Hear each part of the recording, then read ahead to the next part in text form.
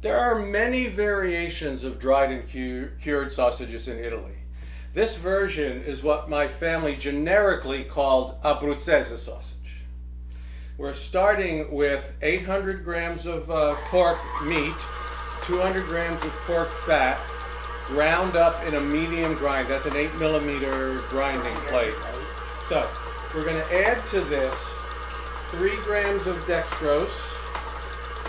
We've got 3 grams of what's called cure number 2, frog cure number 2, pink salt number 2, whatever. That is a mix of sodium nitrite and sodium nitrate. Yeah, this is 30 grams of salt. I have 2 grams of black pepper. I have 2 grams of chili flakes. It's going to be a spicy dried sausage. 4 grams of fennel seed that has been toasted and cracked. These are the whole seeds. And then I've got a clove of garlic that is minced. That's all going in there while this mixes it all up. We're trying to get everything really well blended. Right, and the whole art here behind sausage making, dried sausage making, is to be able to have it keep for a long period of time without being spoiled, without having harmful bacteria that are going to kill you, and all of those things. Right, and it's going to stay in a drying chamber for like 3 weeks at a kind of a perfect killer temperature. Right, so, and it's, so it starts out, this is a fermented sausage, so we'll get into that. First I'm going to put in 3 milliliters of cognac, and I'm going to put 25 milliliters of red wine. That's going to go for a while. Eventually what I'm going to add to that is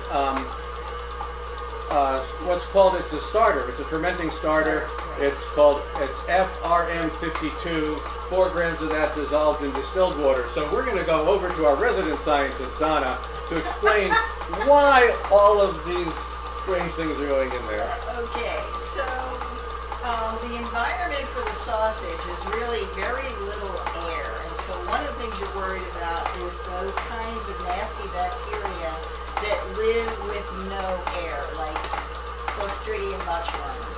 So, but that is what low pH, so you need a low pH, you need a low water content, and the sodium nitrite also inhibits the growth of those bacteria. But there's other bacteria in there also, and that also is inhibited by a low pH, which is high acid, and low water content. That salt actually binds water. It takes up some of the water. And the low pH comes from the starter pH culture. Comes from the culture. These are lactobacillus cultures, and so they're going to, when you ferment it, it's going to create lactic acid and lower the pH of the mixture.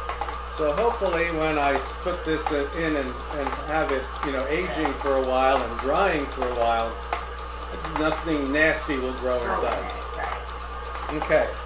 So essentially now, this is just going to run a little bit longer just to make sure it's completely mixed in, and then it's going to get stuffed into sausage casings. Now, if you want to see the techniques I use for grinding and the techniques I use for stuffing, and check out episode 186, which is tips and techniques for grinding and stuffing.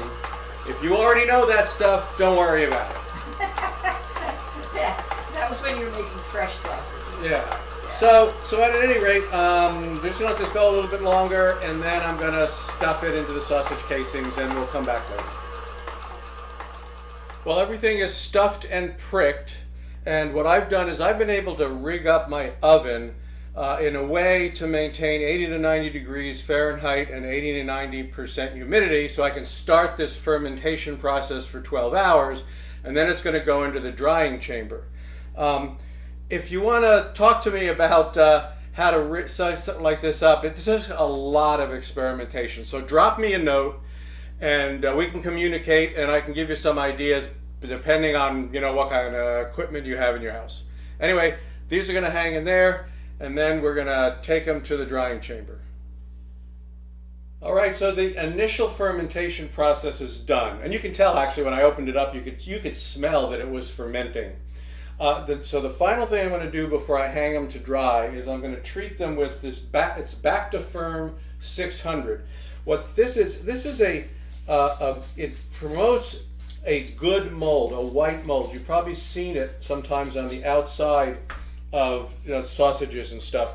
Promotes the growth of that good mold, and what that does on the surface is it prevents the growth of bad mold, green or black mold, which would mean you'd have to toss it out.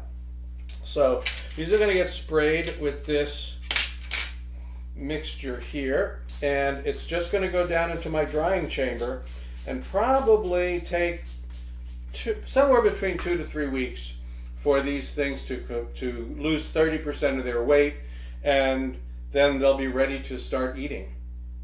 So we'll come back in a few weeks and show you how they turned out. All right, we have a bunch of sausages that are done. They're dried. It's a total of just under 3 weeks since the process started, and it lost actually a bit more than 30% of the weight. Now, at the beginning, we did get a little bit of green mold on the surface. Now, that's okay as long as you kill it before it gets underneath and starts to actually get into the meat. So a little dab of vinegar will do that, and ultimately, as we got towards the end, the white mold basically won. The good mold won, and that's what it's supposed to do. It's supposed to suppress the other ones. Now you can leave this on. It's fine. It's edible or whatever, but you can just, if you want to remove it, you just remove it with wine. Just get a little brush. Wine or brandy or something. Yeah, wine works good. You can do wine. You can just take some wine and you brush it on there, and it'll soften it right up, and then you can wipe it off with a little paper towel. It is tasteless, so it's it's pretty much tasteless. No harm in leaving. And there's no harm. Now the sausage, to make sure it's okay, it should not smell bad or look bad. So you smell it. If it smells like salami, right, then it's pretty good. Then it's okay. All right, and and if you're seeing it here, what I'm showing is you don't see any mold or anything that's happening in there that's could make it it's spoiling. All right, and then you just can cut some slices, and I'll give Donna some, and I will taste some.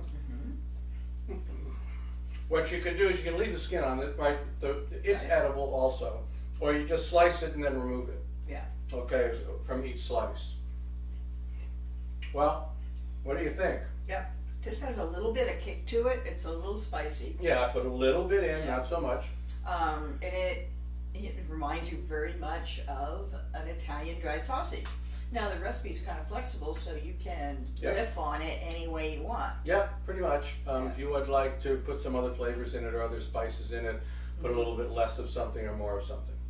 All right, so that was the experiment. That was the making of some salumi, which is Italian dried and cured meats.